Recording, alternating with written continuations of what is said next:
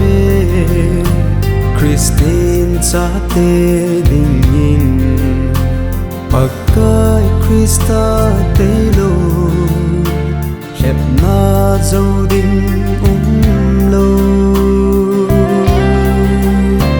pakai kangai du về nàng hung ki trôi sang in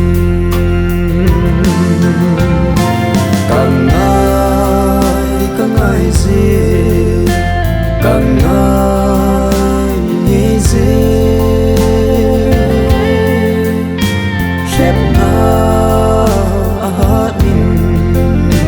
khép na hát mình pakai càng ngày gì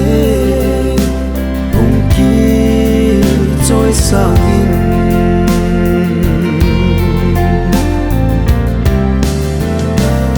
sẽ thư hung hô hi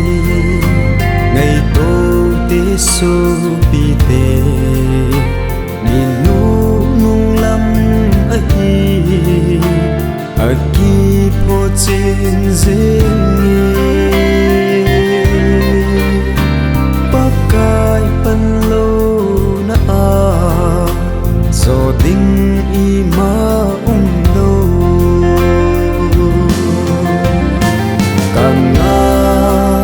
càng ngày gì càng ngày nghe gì khép na hát mình khép na hát mình pakai càng ngày gì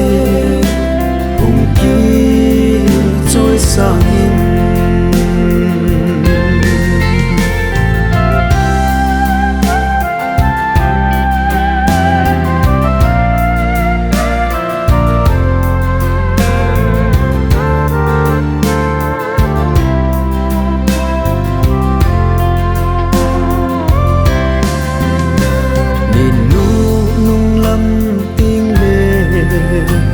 thiêu số